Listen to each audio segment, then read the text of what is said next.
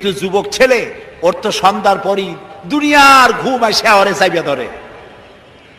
এই সময় যদি এশার নামাজ পড়ে ঘুমিয়ে গেল, রাত 12টার পরে কোন যুবক যদি উঠে আল্লাহর ইবাদত করে, তাহাজ্জুদের নামাজ আদায় করে, আল্লাহর নবী বলেছেন কিয়ামতের দিন আল্লাহর আরশের ছায়া ছাড়া কোন ছায়া যেদিন থাকবে না, ওই দিন 7 শ্রেণীর লোকদেরকে আল্লাহ তাআলা আরশের নিচে ছায়া দিবেন। তার মধ্যে এক শ্রেণী হলো ওয়াশাবুন নাশাফি ইবাদাতিল্লাহ, ওই সব যুবক যারা রাত কাটিয়েছে আল্লাহর ইবাদতের মধ্য দিয়ে, রাত গুজরান করেছে আল্লাহর ইবাদত তেলাওয়াত নামাজের মধ্য দিয়ে। আল্লাহ তাআলা কিয়ামতের দিন আরশের নিচে যুবকদেরকে জায়গা করে দিবে। আজ এই পল্টন ময়দানে হাজার হাজার যুবকদের উদ্দেশ্যে বলি, যুবকেরা, তোমাদেরকে রাজনৈতিক দলের লোকেরা তোমাদেরকে লাঠিয়াল বাহিনী হিসেবে ব্যবহার করে, তোমাদেরকে নামাজ শিখায় না, চরিত্র শিখায় না, তোমাদের শিখায় অমুক ভাই তমুক ভাই, তারপরে দেওয়ালে দেওয়ালে লেখা চাঁদাবাজি মাস্তানি শেখানো, শয়তানি বদমাশি করা শিখায়, নামাজের কথা শিখায় না, ঠিক কিনা? চরিত্রের কথা শিখায় না, ঠিক কিনা? কিয়ামতে জান্নাত আছে জাহান্নাম আছে এমন কথা শিখায় না। জনসভায় বক্তৃতা করতেই থাকে, আসর যায় মাগরিব যায়, নামাজের কথা শিখায় না। তোমাদের নেতার কাছে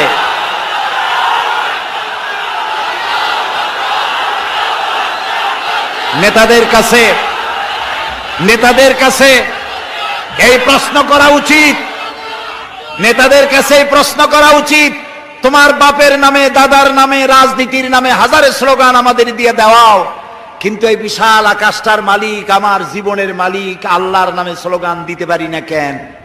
একটু জিজ্ঞেস করো। তোমাদেরকে ব্যবহার করে লাঠিয়াল বাহিনী হিসেবে, ক্ষমতায় যাওয়ার সিঁড়ি হিসেবে তোমাদেরকে ব্যবহার করে। এই ক্ষমতায় যাওয়ার উন্মাদ এই দলগুলি থেকে বেরিয়ে আসো।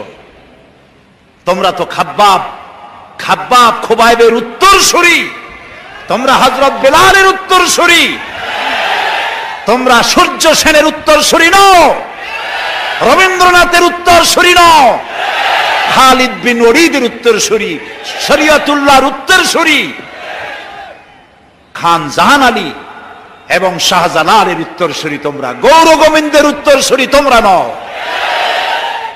সেই মুসলিম চেতনায় জাগ্রত হতে পারলে পৃথিবীর কারো শক্তি নাই রক্ত চক্ষু দিয়ে তোমার দিকে চোখ তুলে তাকায়। এজন্যে যুবকদেরকে আল্লাহ রসুল ভালোবাসতেন, আল্লাহ নিজেও যুবকদেরকে পছন্দ করেন। সুবহানাল্লাহ। হযরতে লোকমানের সব থেকে বড় টার্গেট হচ্ছে সেই যুবশক্তি। রাসূল করিম সাল্লাল্লাহু আলাইহি সাল্লামের কাছে এই যে রাসূলুল্লাহ বললেন যে আল্লাহ আমাকে তার দ্বীন প্রতিষ্ঠার জন্য পাঠিয়েছিলেন, এই দ্বীন প্রতিষ্ঠার কাজে আমাকে সহযোগিতা করেছে আমার যুবকেরা, আর বিরোধিতা করেছে কারা? বুড়োরা। একজন যুবক দেখেন, রাসূলুল্লাহ মুতার প্রান্তরে যুদ্ধ হবে, যুদ্ধের দামামা বেজে উঠেছে, যুদ্ধটা হবে রোমানদের সাথে। 1 লক্ষ রোমান সৈন্য যুদ্ধ করতে এসেছে মুতার প্রান্তরে। রাসূলুল্লাহ মাত্র 3000 সৈন্য রেডি করলেন, ওরা আসছে কত? আর রাসূল তৈরি করলেন মাত্র 3000, এবং এই যুদ্ধে রাসূলুল্লাহ নিজে যাবেন না, এখানে তিনি